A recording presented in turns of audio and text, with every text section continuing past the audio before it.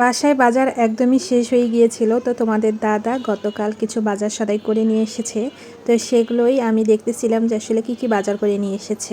গত মাসে আমি যখন বাড়ি থেকে আসি, তো তখন আসার সময় ভাই কিছু বাজার করে দিয়েছিল, তো সেই বাজারেই নিয়ে এসেছি। আর ওই বাজারগুলোই এতদিন খাওয়া দাওয়া করলাম। আর তারের মধ্যে কিছু বাজার একদম ফ্রিজে থাকতে থাকতে নষ্ট হয়ে গিয়েছে, যেমন ঢেঁড়স, বরবটি, বেগুন, আরও কয়েক প্রকার বাজার নষ্ট হয়ে গিয়েছে। বাজারগুলো নষ্ট হয়ে যাওয়ার পর এতটা খারাপ লাগছিল কি আর বলবো। তোমাদের দাদা তো খুবই রাগ হয়ে গিয়েছিল যে বাড়ি থেকে এত কষ্ট করে বাজারগুলো নিয়ে এসে একদম নষ্ট করে ফেলেছে। সেই বাজারগুলো ফেলে দিয়ে ফ্রিজের ড্রয়ার ভালোভাবে পরিষ্কার পরিচ্ছন্ন করে রেখে দিয়েছি।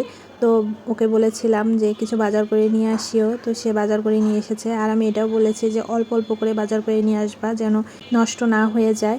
তো সেই জন্য অল্প করেই বাজার নিয়ে এসেছে। আর বৃষ্টির দিন তো এখানে বাজার করে নিয়ে এসেছে। পেঁয়াজ শেষ হয়ে গিয়েছিল, পেঁয়াজ, বেগুন, জালি কুমড়া, ঢেঁড়স, পাঁপড়, ডাল, করলা, দেখলাম সাবানও নিয়ে এসেছে। তো এই হচ্ছে আজকের বাজার সদাই।